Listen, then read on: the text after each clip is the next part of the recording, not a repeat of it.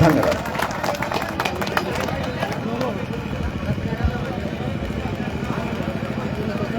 वाहन चालक कल्याण समिति के राष्ट्रीय अध्यक्ष सुरेश चंद्र यादव जी, आम आदमी पार्टी पूर्वांचल प्रांत के अध्यक्ष भाई राजेश यादव जी,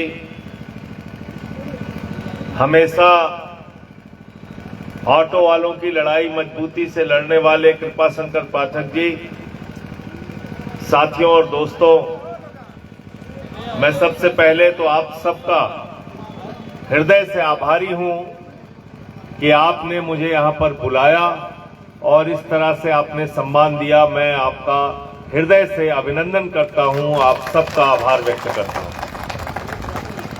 साथियों और दोस्तों, सुरेश भाई अपने दोस्तों के साथ, अपने ड्राइवर साथियों के साथ मुझसे मिले थे सुल्तानपुर में, और इनके मन में एक निराशा थी। निराशा इस बात की थी कि कोई ड्राइवर्स की प्रॉब्लम, उनकी समस्या को देश के सदन में उठाने के लिए तैयार नहीं था। और इन्होंने जब अपनी दिक्कतें बताई, किस तरह से सड़क पर इनको परेशान किया जाता है, कोई एक्सीडेंट हो गई, दुर्घटना हो गई, मौत हो गई, तो फिर उसके बाद की कोई सुनवाई नहीं है। और आज जो ड्राइवर है वो पूरे देश को जोड़ने का तो काम करता है। कहां अनाज पहुंचाना है, कहां दवा पहुंचानी है, कहां सामान पहुंचाना है, कहां किसी महामारी में आप दिन रात सेवा करके अपनी जान जोखिम में डाल के लोगों की मदद आपको करना है। हर काम के लिए आप तैयार रहते हो, लेकिन आपको सम्मान की जिंदगी नहीं है, लड़ाई इस बात की है। इसलिए मैं आपके साथ खड़ा हूं, क्योंकि सम्मान की गारंटी एक छोटी सी किताब में मैंने इसको बनवा लिया, जिसको कहीं दिक्कत ना हो। यह है बाबा साहब डॉक्टर भीमराव अंबेडकर जी ने जो भारत का संविधान लिखा है, और इस संविधान में लिखा है कि यह संविधान आपको गारंटी देता है सम्मान के साथ जिंदगी जीने की गारंटी, सम्मान के साथ जिंदगी जीने की गारंटी। लेकिन गरीब आदमी का तो कोई सम्मान ही नहीं है। रेडी वाला है, उसको कोई भी दो थप्पड़ मार देता है, नगर निगम वाले आ जाते हैं, नगर पालिका वाले आ जाते हैं, उसकी रेडी पे बुलडोजर चला देते हैं। झुग्गी वाला है, उसका कोई सम्मान नहीं है। जब मर्जी हुई प्रशासन की बुलडोजर चला देते हैं, उसकी झुग्गी उजाड़ देते हैं। ऑटो वाला है, उसको जब जो चाहता है दो थप्पड़ मार देता है। ई रिक्शा वाला है, उसको मार देता है। ट्रक वालों के साथ दुर्व्यवहार होता है, उनके साथ मारपीट होती है।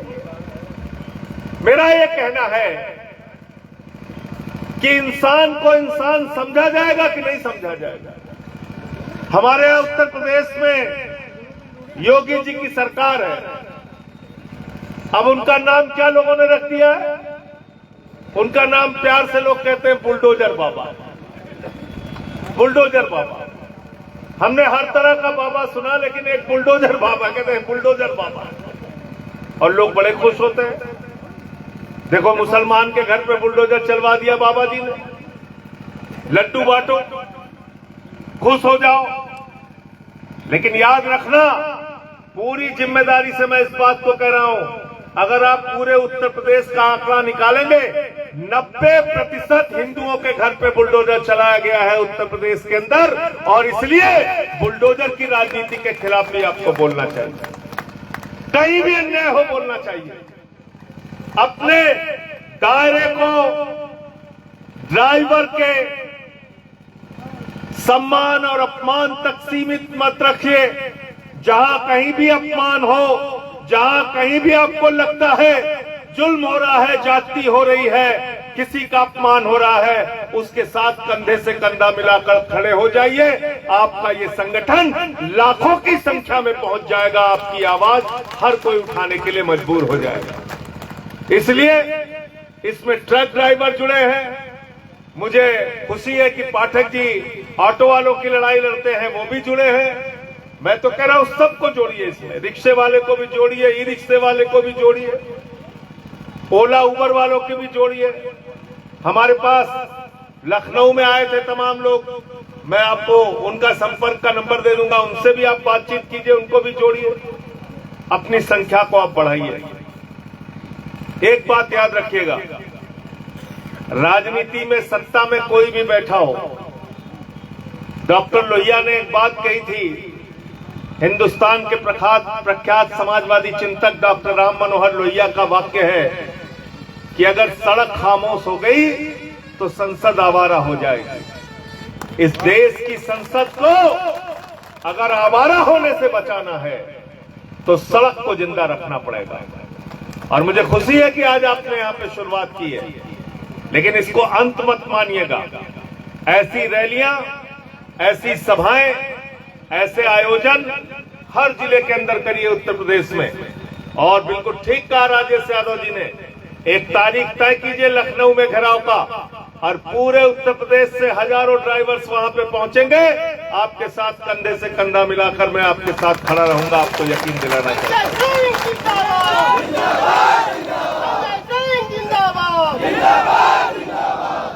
क्योंकि जिन लोगों से आप लड़ रहे हैं ये इतने आसान लोग नहीं है, इनकी चमड़ी बहुत मोटी है, इनको फर्क नहीं पड़ता।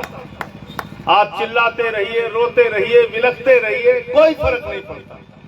नौजवान बेरोजगारी से परेशान है, लोग महंगाई से परेशान हैं, किसान खाद की बोरी के लिए लाठी खा रहा है, लाइन में लग के मर जा रहा है, ड्राइवर अलग तरह की समस्या से परेशान है, वो अपने लिए आयोग की मांग कर रहा है। इनको कोई फर्क नहीं पड़ता, इनको कोई फर्क नहीं पड़ता। इसलिए आपको इतनी जोर से आवाज लगानी पड़ेगी कि सत्ता में दिल्ली के अंदर बैठे हुए लोग आपके लिए आयोग बनाने पर मजबूर हो जाए, वो आपको आयोग बना सके। और ये जब आयोग राष्ट्रीय स्तर पे बनेगा तभी राज्य के स्तर पे भी आयोग का गठन होगा, हर राज्य में आयोग का गठन हो, आपकी समस्याओं का वहां पर समाधान हो। आपका एक ऐसा कम से कम प्रावधान, बिल्कुल ठीक आपने कहा कि अगर किसी ड्राइवर की किसी दुर्घटना में मौत हो गई तो उसके बाद उसके परिवार का क्या होगा। एक निश्चित राशि, आपने 10 लाख रुपए की जो बात कही, और झूठा आश्वासन देता हूं, मैं एक ही चीज की गारंटी आपको दे सकता हूं कि आपकी लड़ाई उठाने के लिए नहीं है, वो पाकिस्तान के दुश्मनों के खिलाफ बंदूक उठाने के लिए सीमा पर है, वो ट्रे उठाने के लिए नहीं। तो इसलिए हर जगह लड़ाई सम्मान की है। समाज के दलित, पिछड़े, शोषित, वंचित जिन लोगों को हजारों वर्षों से सम्मान नहीं मिला, उनके साथ हमें खड़ा होना है। और अलग अलग समाज काम के हिसाब से बनाइए।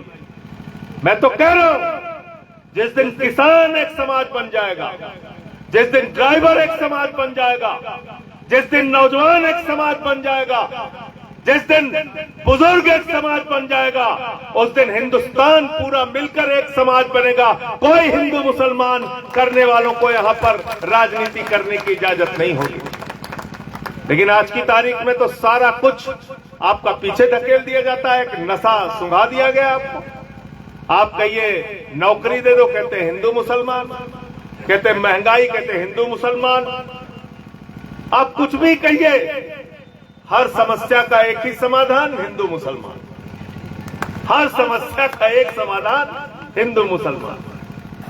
तो मैं आपसे पूछना चाहता हूं, ये जो ड्राइवर भाई हमारे हैं, लाखों के बता रहे थे, कितना 12 लाख लोग, 12 लाख लोग मेंबर बने हैं, 12 लाख ड्राइवर हैं, इसमें सारे के सारे मुसलमान हैं? सबके सब मुसलमान है क्या? हिंदू है नहीं है इसमें? कितने परसेंट होंगे? 90% से तो ज्यादा होंगे। तो अगर हिंदुओं का भला करना चाहते हो, कम से कम उसी के नाम पे ड्राइवरों का आयोग बना दो, बना दो। अभी मैं पढ़ रहा था सरकार का आंकड़ा, 1 लाख सरकारी स्कूल बंद हुआ हिंदुस्तान में। जब से हमारे महामानव का आगमन हुआ इस हिंदुस्तान में, जब से वो प्रकट हुए महामानव जी, जिनका जिक्र अभी हमारी जो गायिका है वो कर रही थी, अलका जी, उजाला जी और सुरेंद्र जी बता रहे थे, तो जब से उनका इस धरती पर जन्म हुआ है और जब से वो भारत के प्रधानमंत्री बने हैं, उसके पहले तो हम लोग सोचते थे कोई इंसान प्रधानमंत्री बनता है, जब वो आए तो उनका मैं नॉन बायोलॉजिकल, मैं महामानव, तो भगवान है तो जब से वो भगवान प्रकट हुए हैं, आपको पता है 1 लाख सरकारी स्कूल बंद हुआ है देश में, 1 लाख, और जिसमें सबसे ज्यादा उत्तर प्रदेश में बंद हुआ है। और उसमें किसके बच्चे पढ़ते हैं? दलितों के, पिछड़ों के, शोषितों के, वंचितों के। सरकारी स्कूल में कौन पढ़ने जाता है? मजदूर का बच्चा, गरीब आदमी का बच्चा। कोई उसके लिए आवाज नहीं उठाता। तो इसलिए आपके अस्पतालों में मोमबत्ती में ऑपरेशन होता, कोई सवाल नहीं उठाता। महंगाई देश में बढ़ती है, कोई सवाल नहीं उठाता। बच्चों के स्कूल बंद हो रहे हैं, कोई सवाल नहीं उठाता। ड्राइवर हो, ऑटो वाले हो, रेडी वाले हो, इनकी प्रॉब्लम है, कोई सवाल नहीं उठाता।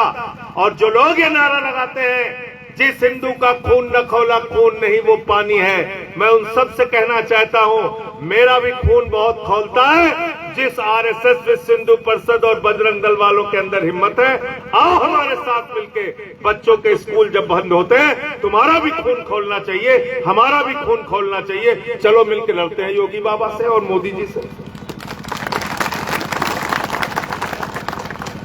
लेकिन वहां खून नहीं खोलता।